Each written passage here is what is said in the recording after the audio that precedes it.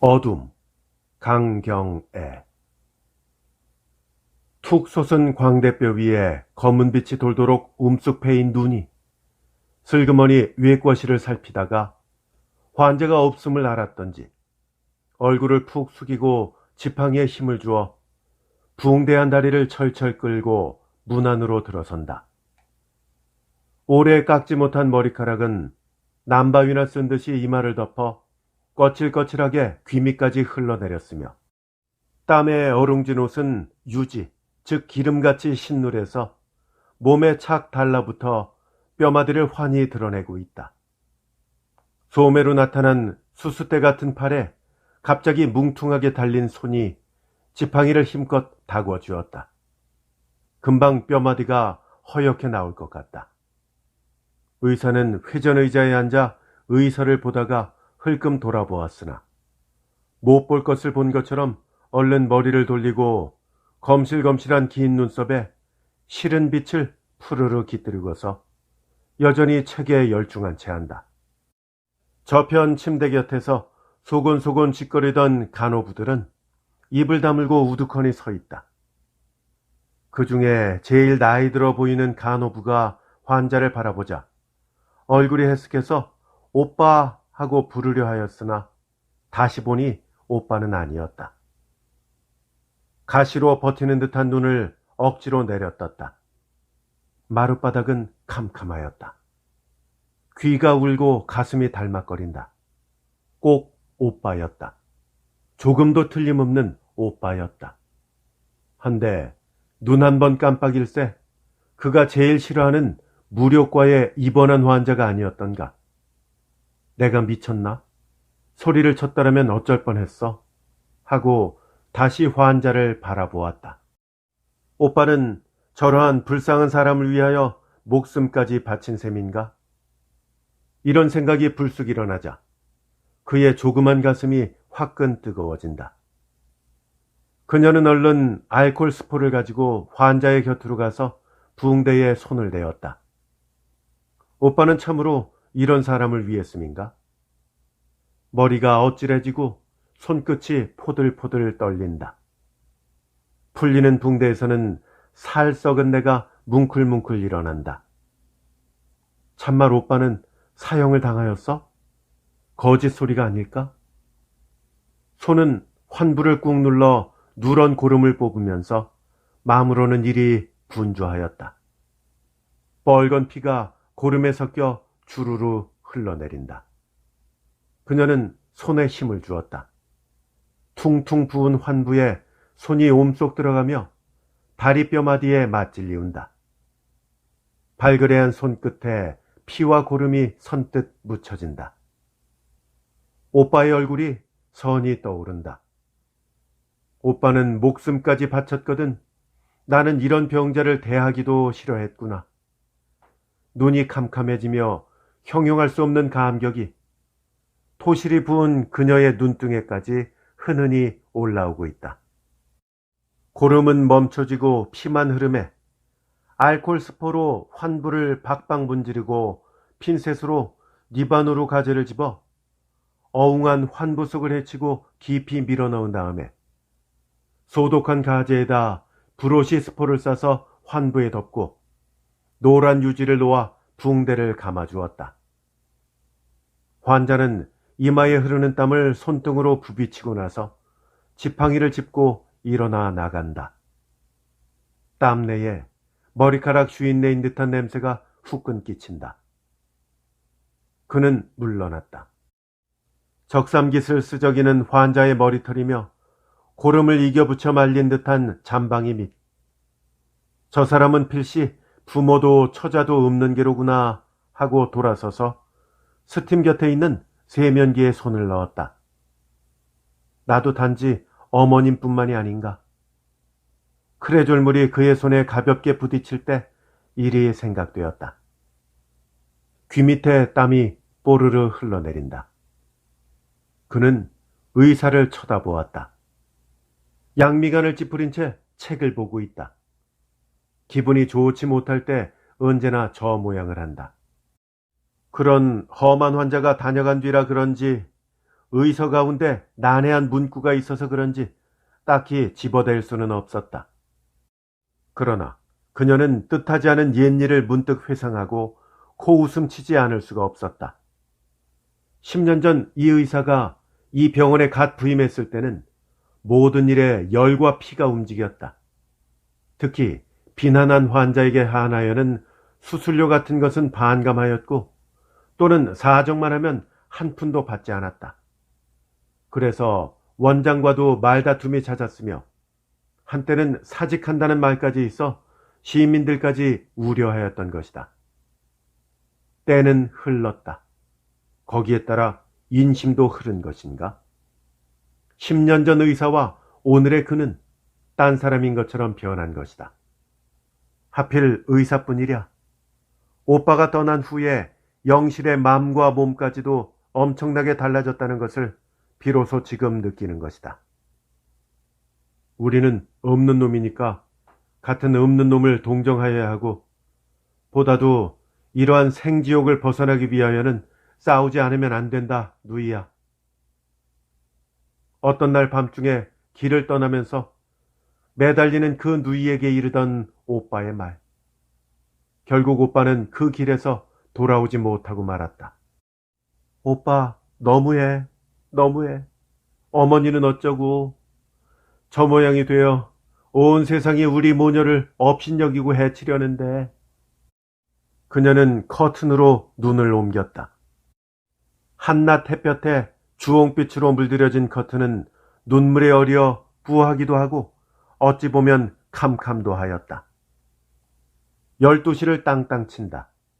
뒤이어 웅 하고 일어나는 저 사이렌 소리. 병원을 주르릉 울려준다. 너의 오빠는 사형당하였단다. 웅 하고 외치는 듯 호소하는 듯 땅을 울리고 하늘에 솟았다 툭 끊어져 버렸다. 의사는 책을 덮고 일변 수건을 대어 얼굴을 씻으면서 일어나 밖으로 나간다. 가죽 슬리퍼 끄는 저 소리. 그녀는 문득 신발 소리를 따라 귀를 세웠음을 발견하고 스스로 조소하지 않을 수가 없다. 이젠 의사는 그녀를 잊은 지 오래였고 이미 딴 여자와 약혼까지 하지 않았나. 그런데 왜 자신은 그를 잊지 못하고 입대까지 생각하나. 호 나오는 한숨을 언제나처럼 꿈쩍 삼켰다가 한참 만에야 가만히 내뿜었다. 믿던 사나이도 변하였고 행여나 나오면 나오게 되면 하고 주야로 기다리던 오빠마저 영원히 가버렸다. 오빠가 나오면 어머님께도 숨긴 이 비밀을 이야기하여 이 억울함을 설치하고자 했건만 그 희망조차 툭 끊지 않으면 안 되게 되었다. 번뜩이는 카제관을 바라보자 눈에 핏줄이 따갑게 일어나는 듯해서 눈을 감고 침대에 걸터 앉았다. 소매에서 크레졸 냄새가 솔솔 풍기고 있다. 아이 언니, 오빠를 생각하지. 그러지 말아요. 이젠 그리 된 것을 체념해야지. 어쩐대나. 효숙이가 깨울하여 본다. 눈에 동정의 빛이 짜르르하다. 통통한 볼에 윤기가 돌고 엷은 입술 사이로 다문다문한 이가 구슬같이 동글다. 어서 소지나 해요. 효숙의 뒤에서 물끄러미 바라보는 낙가가와를 보았다. 너무 슬퍼하지 말아요, 이 선생. 머리를 끄덕해 보인다. 그녀는 한숨을 후 쉬었다. 말로나마 동무들은 이렇게 위로하여 주건만 정작 위로하여 줄 의사만은 입을 다문 채 오히려 모르는 채 한다. 이것이 무엇보다도 괘씸하고 분하여서 그 앞에서는 조금도 슬픈 빛을 띠지 않으려 적심을 다하 기울이는 것이다. 효숙이는 영실의 눈이 까스스해지는 것을 보고 돌아서서 바켓을 가지고 수도 곁으로 가서 사르르 수도를 틀어놓았다. 머리에 꽂힌 모자는 깨울하였고 그 밑으로 토실한 목덜미가 나부룩한 머리에 덮이었다. 낙가가와는 눈을 껌뻑이면서 주사기, 핀셋, 잔대 같은 기계를 한 줌 쥐고 소독가마 곁으로 와서 나사를 틀어놓으니 물이 쌀쌀 끓고 더운 김이 팡팡 기어오른다. 거기에 기계들을 집어넣고 물러난다. 금세 코 밑에 땀이 송알송알 맺히었다. 영실이는 힘없는 다리를 옮겨서 그의 사무상으로 왔다. 손은 벌써 흐트러진 책상 위를 정돈하는 것이다. 누런 뚜껑을 한 의서에서 호르르 오르는 담뱃내와 훈 향기 냄새. 그는 의사의 숨결을 문득 볼에 느낀다. 일변 눈을 찌푸리고 생각을 돌리려고 교숙의 분주한 모습을 바라보았다. 약간 푸른 끼를 띤 새하얀 간호복에서 또한 의사의 옷갈피를 호련히 발견하는 것이다. 그녀는 하는 수 없이 천장을 바라보았다. 오빠는 사형당하였다. 천장에 시커멓게 쓰여지는 것을 또한 보게 된다. 효숙이는 걸레로 마루를 닦고 책상, 의자, 찬장을 닦으면서 열심으로 조잘거리고 있다. 머리 까딱이는 몸짓하는 게 나카가와보다 훨씬 능란한 것 같다. 나카가와는 푸시시한 머리를 소독가마에서 오르는 김에 뽀얗게 적시고 서서 기계를 꺼내어 하나하나 탈지면으로 닦으며 그래, 참말 하고 효숙의 말을 받고 있다. 그들은 아무 걱정도 없어 보인다. 소재가 끝나자 둘이는 머리를 까딱해 보이고 밖으로 통통 뛰어나간다. 이어 점심 종소리가 댕그릉 댕그릉 울려온다. 그녀는 어쩌녁부터 굶었건만 밥을 먹고 싶지 않았다. 20여일 전 의사가 약혼할 당시부터 굶기 시작한 것이 그 후로 한두 끼니는 예사로 굶게 되는 것이다. 그때부터 밥맛을 잃어버렸다. 그녀는 복도로 통한 문을 닫고 포켓에 손을 넣었다. 신문이 바스락 만져진다. 몸이 흠칫해지고 솜치가 오스스해진다. 손을 빼어 볼에 대었다. 잘못 본 것이라면 얼마나 좋을까? 혹시 알 수 있나? 손은 다시 포켓 속으로 들어간다. 땀이 뿌진뿌진 나고 팔이 후루루 떨린다. 신문을 쥐었다가 다시 놓았다. 망설였다. 살금살금 끌어내었다. 눈에 칼날이 스치는 듯 산뜩산뜩해서 바로 볼 수가 없다. 절반 먹으러진 사형수들의 사진 틈에 목이 상큼하게 베인 오빠가 툭 뛰어들었다. 그녀는 머리를 돌리고 같은 사람도 있지. 이름으로 눈을 옮기자 신문을 와락 접어 던졌다. 순간 그를 철사로 숨 쉴 수 없게 꽁꽁 동였음을 느낀다. 아무리 벗어날래야 벗어날 수 없는 그런 철망에 감긴 것을. 오빠, 어머님께 뭐라고 하라고. 이때까지는 속여왔지만 이제는 뭐라고. 어제 이맘때 의사의 손을 거쳐 떨어지던 이 신문 호외. 얼마나 기막힌 소식이었던가. 그녀는 당장에 기색하였던 것이다. 그때 아주 피어나지 말았던들 이 아픈 양은 당하지 않을 것을. 그는 부지 중에 손등을 꽉 물어떼었다.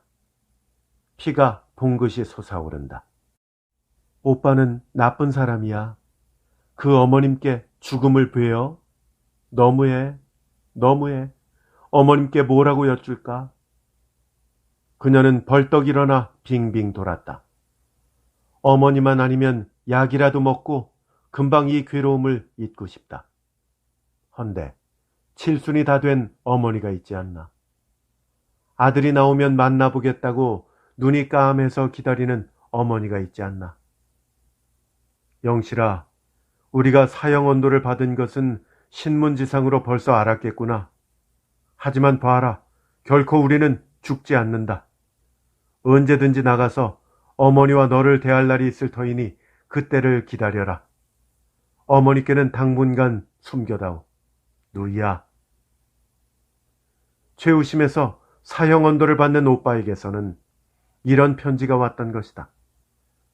온 세상이 뭐라고 떠들든지 그녀는 오빠의 이 말을 믿고 싶었으며 또한 믿어지던 것이다. 하지만 결국은 사형을 당하고야 말지 않았나?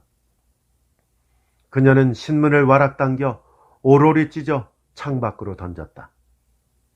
저편 정원엔 한창인 화단이 눈이 시릴 만큼 번거로웠고 정원을 둘러싼 비수리나무 울타리는 요새 가지 깎음을 받아 가지런하게 돌아갔다.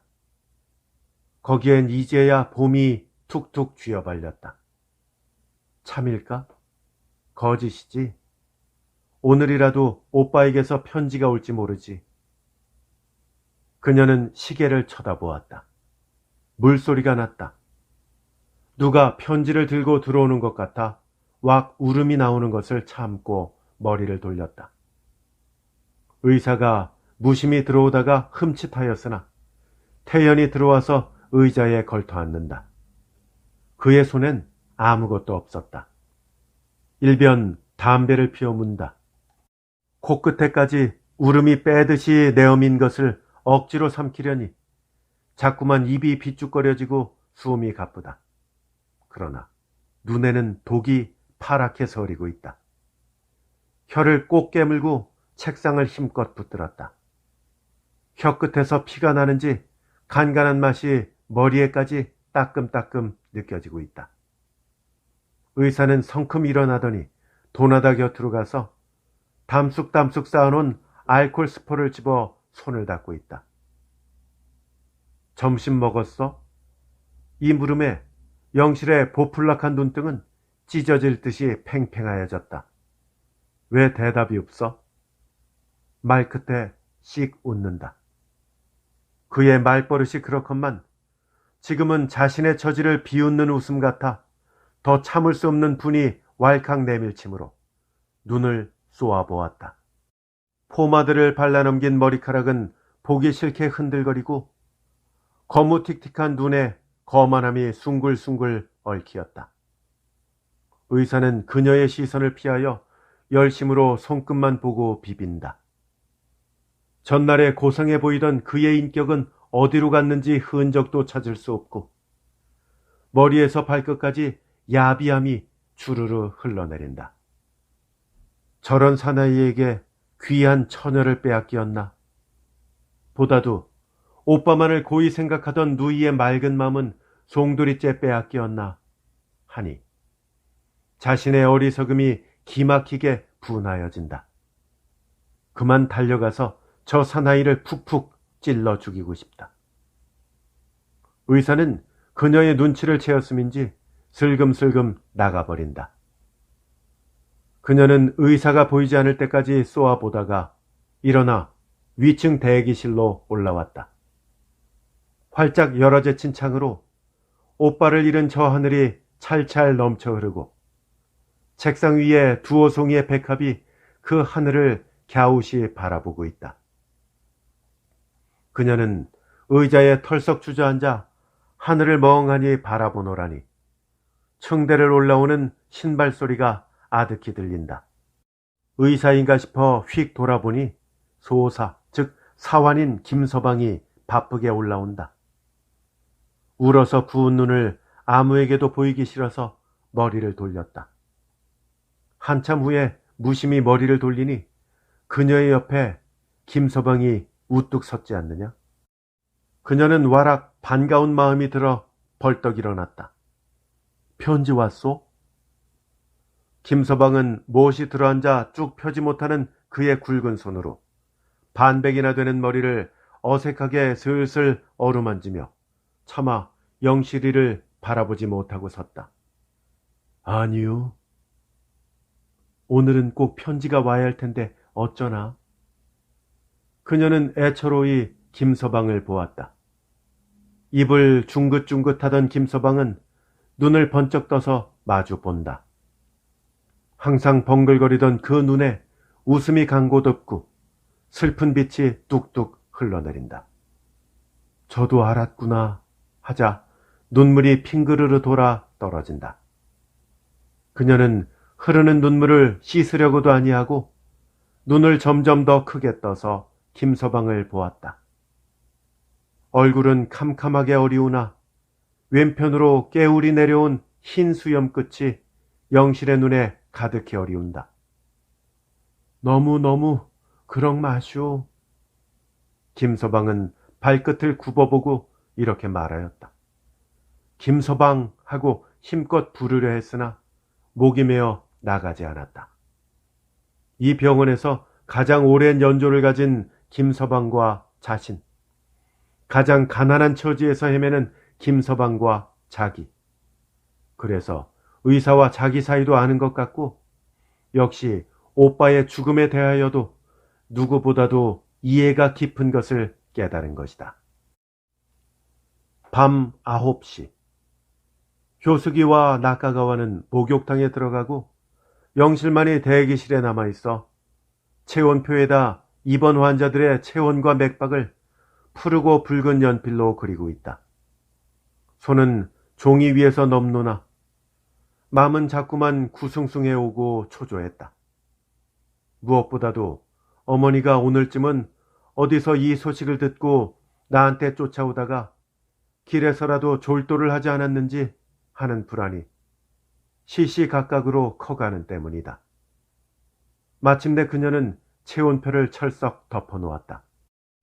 연필이 떼구로 떨어진다. 숙직 의사에게 말하고 잠깐 다녀오려니 일일이 사정을 늘어놓아야 할 테고 이해 없는 그들 앞에서 구구한 사정이란 기막히는 노릇이다. 이것들이 웬 목욕을 이리 오래 하노 하고 층대 쪽을 바라보았다. 아래층 당구장에서는 한참 신이 나서 떠들고 있다. 어쩐지 저들과는 너무나 거리가 먼 곳에 있는 자신이라는 것을 새삼스레 느끼면서 두 손을 볼에 대고 한숨을 푹 쉬었다. 오빠가 사형을? 거짓말이지? 그럼 아직 감옥 안에 계셔. 숨이 답답해지고 대답이 나오지 않는다. 내일까지 아무 소식이 없으면 휴가를 맡아가지고 경성에 가봐야지. 그래야지. 아무러면 오빠가 그리 되었을까? 신문에 난 것은 뭐야? 그럼 그녀는 가슴이 오짝해서 일어나 빙빙 돌았다. 시커먼 사형수들의 사진이 얼씬얼씬 나타나고 있다. 참말일까? 그는 주위를 두리두리 살피다가 창 앞으로 왔다. 무의식간에 창문을 와르르 열고 참말일까요? 허공을 향하여 소리쳤다. 밖에는 아무도 없었다. 그녀는 따귀나 얻어맞은 것처럼 얼얼하여 우두커니 섰다. 싸늘한 바람이 그의 머리털을 비웃는 듯 조소하는 듯 팔팔 감기고 있다. 어둠을 뚫고 빛나는 전등불이 여기저기 흩어졌고 거기로부터 달려오는 긴 빛이 그녀의 눈가에 수없이 꽂히어 눈물을 가득히 어리우게 한다. 원장의 집 곁에 간호부 기숙사가 있고 그 옆에 부원장인 외과 의사의 저택이 유난히도 빛나는 전등을 문전에 달고 어둠 속에 뚜렷이 앉아있다. 필시 지금쯤은 약혼한 계집이 찾아왔겠군. 불시에 이런 생각이 들자 불뚝 치달아 올라오는 질투심에 얼굴이 화끈 달았다. 그녀는 머리를 설레설레 흔들었다. 그러고는 창을 등지고 서버렸다. 영실이, 나는 그대를 떠나서는 한시도 살 수가 없소. 내 손이 가기 전에 그 부드러운 흰손이 더러운 환부를 깨끗이 씻어주었고 그래야만이 내 손은 환부를 꼭 집어 알 수가 있소. 그 손, 그 이쁜 손은 영원히 내 것이요. 이러한 한 구절의 편지가 서늘한 바람을 타고 흘러 들어온다. 악마. 그녀는 부지 중에 중얼거렸다. 그리고 창문을 요란스레 닫아버렸다. 이번에는 찬장 속에 수없는 기계들이 의사의 손, 영실의 손 하고 속삭이는 듯하다. 그녀는 머리를 푹 숙였다. 의사의 손과 자기의 손이 합하면 어떠한 대수술도 무난히 돌파하지 않았던가? 나부죽한 손톱을 가진 약간 여윈 듯한 의사의 손. 까딱하면 무엇을 요구하는지를 알았고, 또한 무슨 기계와 무슨 약을 들려줄 것을 이 손이 알지 않았던가. 그녀는 얼른 손등을 입에 대었다. 그만 탁 찍어버리고 싶다. 내가 미쳤나? 그는 당구장에서 일어나는 환성에 깜짝 놀라 머리를 들었다. 지금 어머니는 어떻게 되었는지 모르면서 영식아, 영식아, 오빠를 부르는 어머니의 음성이 금방 들리는 듯하다. 언니, 목욕해요. 효숙이와 낙가가와는 층계를 올라오면서 이렇게 말하였다. 그들의 얼굴은 빨갛게 상기되었고 하얀 손끝에서는 크림 냄새가 솔솔 풍기었다. 나 잠깐만 집에 다녀올게. 병실에서 오거든 웬만하면 선생님께 알리지 말고 둘이서 처리해요. 저기 주사기랑 약이랑 준비 다 했으니, 응? 영실이는 찬장을 가리키고 나서 황황히 탈의소로 와서 옷을 갈아입고 층계를 내려 뛰었다. 긴 복도를 지나 병원을 나왔다. 밖은 새까맣다. 하늘엔 별들이 싸늘해 있고 이따금 가로등만이 뽀얀 빛을 땅에 던지고 있다. 웬일인지 발길이 풍풍 빠지는 듯하고 다리마디가 자꾸만 꺾이려고 하였다. 신발 소리만 나면 어머니인가 하여 살피게 되고 늘 다니던 길이건만 어쩐지 처음 가는 골목 같아 한참이나 돌아보곤 하였다. 너무 숨이 차서 가슴을 쥐고 후 하고 숨을 길게 내쉬면 어둠이 새하얀 연기로 피어나여 그녀의 가란 목에 휘감기고 있다. 집에 오니 대문은 걸렸다. 얼른 문 사이로 방문을 살피니 불이 희미하다. 어머니가 계시는구나. 마음이 다소 놓여서 대문을 가만히 붙들고 호 하고 숨을 몰아쉬었다. 아직까지는 어머니가 모르시는 모양이나 내일이라도 누구에게서 듣고 묻는다면 무엇라고 대답할까? 어머님께는 당분간 숨겨다오, 누이야. 그녀는 부지 중에 털썩 주저앉았다. 비록 오빠가 감옥에 있다 할지라도 모든 일을 이렇게 가르쳐 주었는데 이제부터는 누구의 지시를 받나? 우선 어머님께는 뭐라고 하나? 오빠, 나는 어찌하오? 그녀는 발버둥 쳤다. 어젯밤에도 이리 와서 어머니는 차마 만나지 못하고 간 것이다. 어머니만 뵈면 울음이 탁 나가서 아무리 숨길래야 숨길 수 없음을 깨달은 것이다. 그렇다고 언제까지나 어머님을 만나지 않을 수는 도저히 없는 일이고 내가 좀 대담해져야지, 좀 더 침착해야지 하고 가만히 일어났다. 대문을 붙들고 어머니 하고 부르려니 벌써 눈등이 무거워지고 목이 꽉 메어 음성이 나가지 않는다. 그녀는 눈등을 한번 부비고 얼결에 대문을 쿵 받았다. 누구냐? 어머니의 음성이 흘러나온다. 그녀는 얼른 몸을 피하려고 하였으나 울음이 왕 나오면서 픽 쓰러졌다. 아득히 들리는 신발 소리. 그녀는 혀를 꼭 물고 발딱 일어났다. 이제야말로 정신을 차려서 어머니를 대하지 않으면 안 되리라 하였다. 대문이 삐걱 열리면서 어머니의 흰옷이 새하얗게 보인다. 그녀는 아뜩하였으나 두 손에 힘을 주어 울타리를 꼭 붙들고 나야 흑. 말끝에 흑 소리가 턱을 차고 내달린다. 얼른 목을 꼭 쥐어 비틀고 섰노라니. 서울서 소식 없니? 하고 어머니는 딸의 곁으로 다가선다. 소르르 건너오는 잎담배 냄새에 그녀는 주춤 불러서며 얼굴을 울타리에 돌려대고 힘껏 부벼댔다. 나무 판자 울타리에서 뜨끔 찔리는 볼. 그녀는 볼에 무엇이 들어박히는 것을 느끼면서도 울음은 자꾸만 쓸어 나오려고 한다. 어젯밤 꿈에 네 오빠가 왔기에 오늘은 무슨 소식이 있는가 해서 아까 기숙사에 갔더니 오늘 네가 당번이 되어 몹시 바쁘다고 장 간호부가 그냥 가라고 하기에 왔다마는 소식 없니?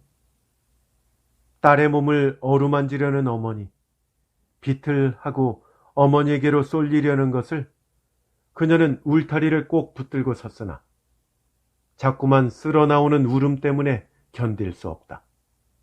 그래서 그녀는 휙 돌아서 울타리를 붙들고 걸었다.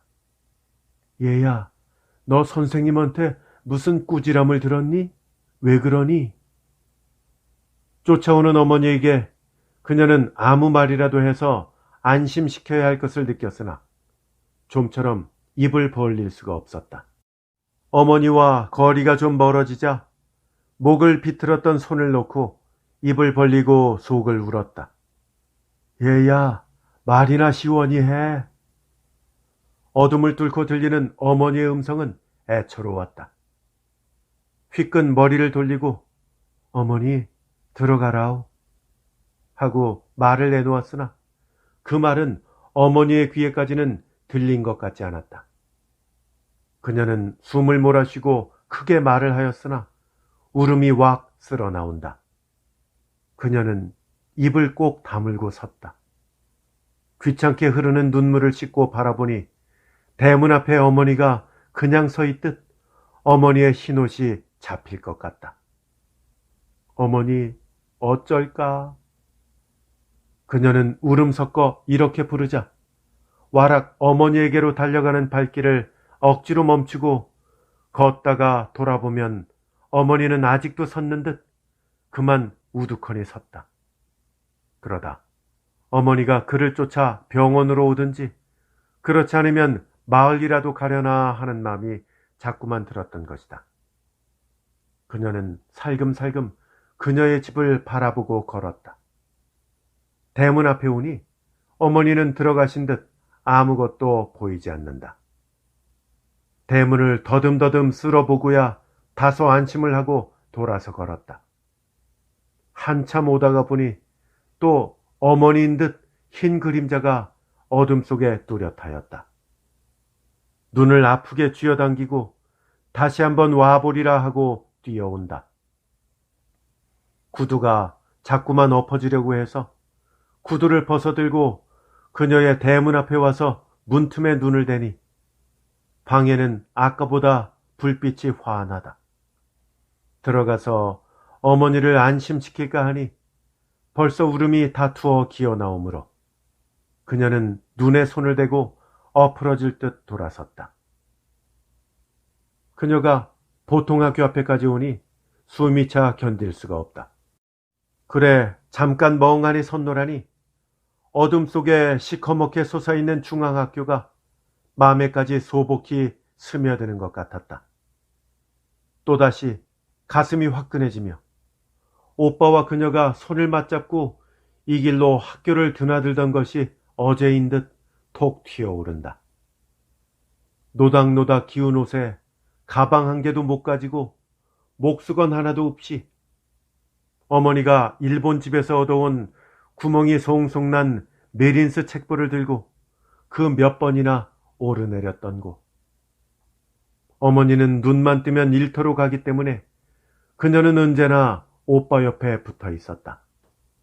오빠에게서 하나 둘을 배웠고 또한 오빠의 등에서 오줌똥을 싼 것이다. 그러다 자라서 이 학교에 다니게 되니 오빠는 언제나 그녀의 손을 꼭 잡고 교실까지 바래다주고 자기 교실로 들어가던 것이다. 몸이 아파도 오빠에게 하소연하였고 동무들과 싸움을 하고도 오빠에게 고하였고 장난하다 손끝이 상하여도 오빠의 입술에 호함을 받았고 그러던 오빠, 난 어쩌라우? 그는 어린애같이 발을 동동 굴렀다. 어느 날 학교에 다녀오니 눈이 와서 성같이 쌓였다. 오빠는 그녀를 둘러엎고 눈 속을 빠져 집으로 온다. 눈 꼭 감어. 눈 속을 헤엄치는 오빠는 이렇게 말하고 뛰었다. 눈이 얼굴에 부딪혀서 녹아서 얼굴을 쓰라리게 하고 목덜미에 스며들어 꼭꼭 찌른다. 그녀는 마침내 앙앙 울었다.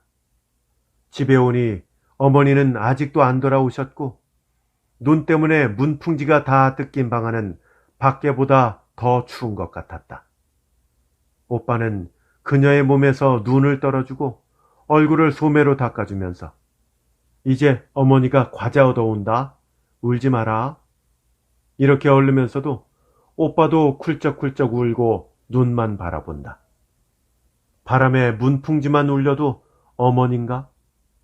옆집에서 무슨 소리만 나도 오누이는 달려 일어나 어머니 하고 문을 열어 잡으면 밖에는 눈만 내리고 그녀가 발악을 하고 어머니를 부르면 오빠는 그녀를 업고 방 안을 빙빙 돌면서 훌쩍훌쩍 울던 일. 그녀는 미친 듯이 일어나 걸었다. 목이 찢어지는 듯 가슴이 막혀서 견딜 수 없었던 것이다. 발길이 느려지면서 이 길 위에 오빠의 신발 자국이 어딘가 남아있을 것 같아 펄썩 주저앉는다. 휘끈 돌아보니 저편에서 사람이 오므로 화닥닥 일어났다. 꼭 어머니 같은 여인이 이리로 온다. 그녀는 서슴지 않고 어머니야?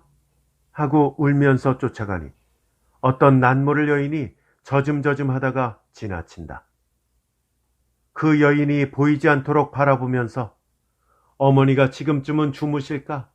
한 번 더 가보고 싶어서 발길을 돌리니 몸이 비틀하고 꼬이면서 집에까지 갔다가는 돌아올 수가 없을 것 같았다. 그녀는 구두를 신었다. 높이 솟은 병원 창문으로 빨갛게 흘러나오는 불빛을 보고 얼른 손에 든 구두 생각이 났고 맨발이 부끄러웠던 것이다. 김인년 토벌난의 아버지를 잃어 또 오빠를 이 모양으로 잃어 우리 집안은 무슨 못된 운수인가? 그녀는 돌연 이런 생각을 하며 병원 현관에 들어서니 병원 안이 떠들썩하였다. 수술 환자가 왔는가 하는 불안이 머리를 아프게 후려치자 두루두루 살피니 저편 수술실은 전등불이 환하고 수술복을 입은 의사며 조수들, 간호부들까지 한참 분주한 가운데 있다. 어쩌나 그녀는 잠깐 망설였으나 급히 위층 대기실로 올라왔다. 언니, 어서 내려가요. 맹장염 환자가 왔다오. 빨리. 선생님이 자꾸만 부르셔. 우리는 혼났어. 그래서 사실대로 여쭸더니 아주 성이 났어요. 얼른. 효숙이는 공중 뛰어와서 영실이를 타리소로 잡아 끌고 일변 옷을 바꿔 입히느라 쌕쌕거린다. 크림내가 숨결에 따라 몽클몽클 그녀의 볼에 부딪히고 있다. 그녀는 마음은 급하지만 몸은 딴 사람 것처럼 마음대로 움직여지지를 않는다. 그래서 효숙이가 하는 대로 몸을 내맡기었다. 효숙이는 그녀를 끌고 내려와서 수술실 문을 조용히 열고 등을 밀었다. 방 안은 화끈하고 더운 김이 그녀의 머리털까지 훈훈히 서리고 있다. 갑자기 그녀는 현기증이 카길어 앞이 아득해지므로 벽을 붙들고 멍하니 섰다. 벌써 환자는 수술대에 높이 뉘어놨고 포피로 푹 덮어놨으며 오직 오른편 배만은 장방형으로 나타나게 하였고 그 옆에 의사가 서서 주사를 놓고 있다. 두 사람의 조수가 좌우 옆에 갈라섰고 아래 위로 간호부가 서서 병자를 붙들고 있다. 의사의 바로 옆에 수술복에 새하얀 수건을 쓴 낙가가와가 장갑 낀 손에 핀셋을 쥐고 테이블에 늘어놓은 온갖 기계들을 차례로 섬기고 있다.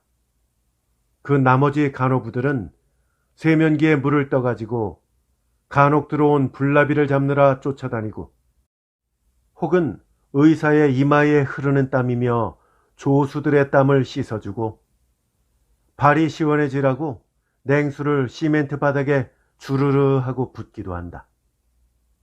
저편 구석에 환자의 친족인 듯한 40 가까워 보이는 중년 부인이 눈이 뒤집혀서 입을 해 벌리고 서 있다. 의사는 영실이를 힐끗 보자 눈이 희뜩 올라가고 푸른 입술에 비웃음을 삐죽히 흘린다.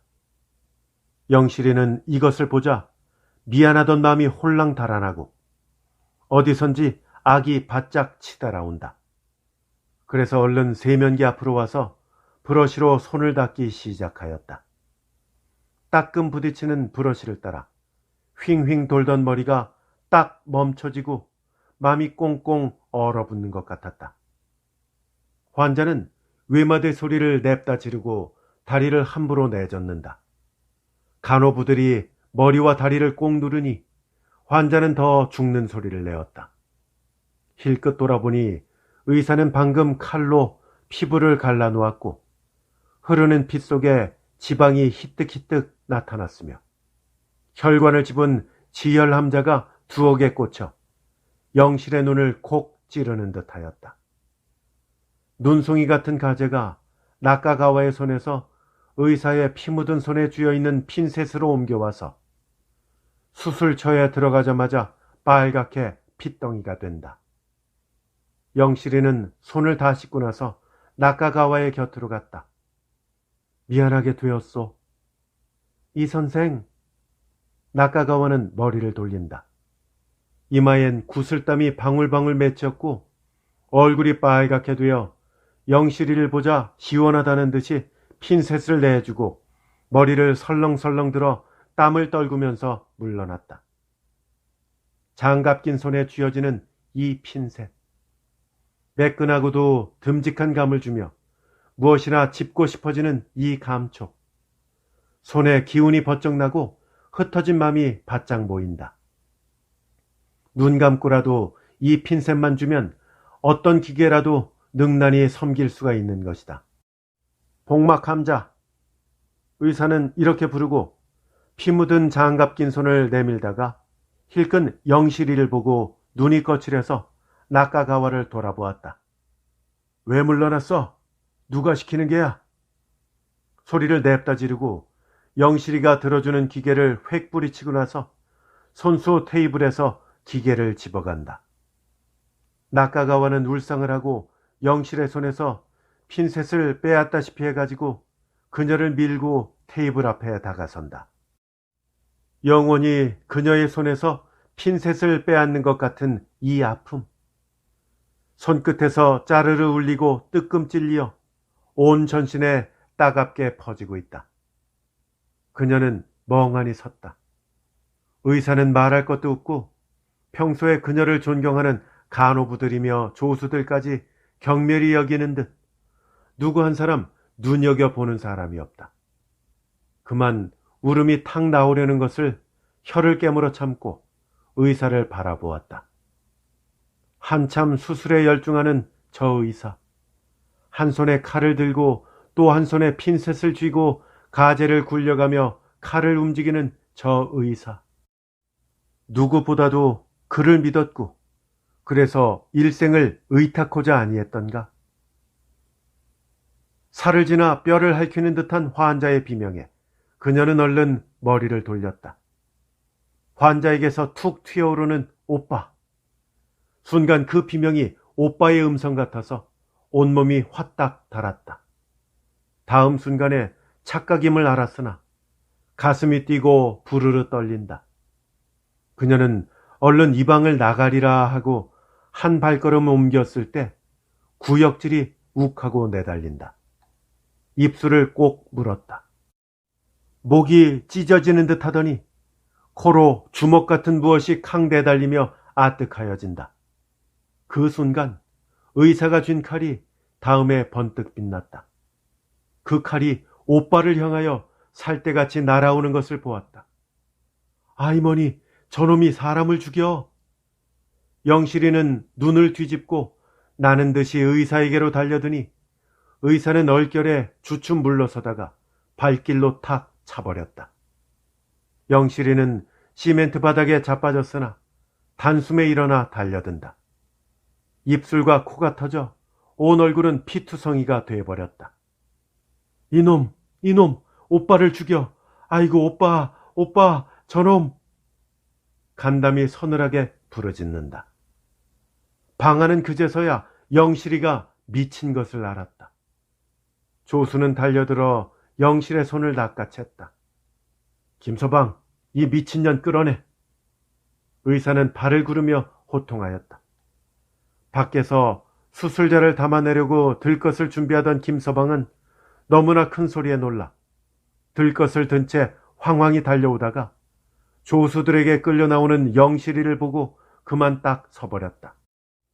미쳤어. 저리 내가. 내보내. 조수 하나가 급급히 소리치고 나서 영실이를 김서방에게 맡겨버리고 수술실 문을 쾅 닫아버린다. 벽이 쿵쿵 울린다. 김서방은 어쩔 줄을 몰라 영실이를 뒤집어 업었다. 영실이 그녀는 김서방을 쥐어뜯고 몸부림친다. 이놈, 오빠, 아이고 어머니, 양말만 깁지 말고 빨리 나와요. 하하, 저놈이. 김서방은 격리병실로 뛰다가 몇 호실로 가란 말인고 아득하여 생각나지 않았다.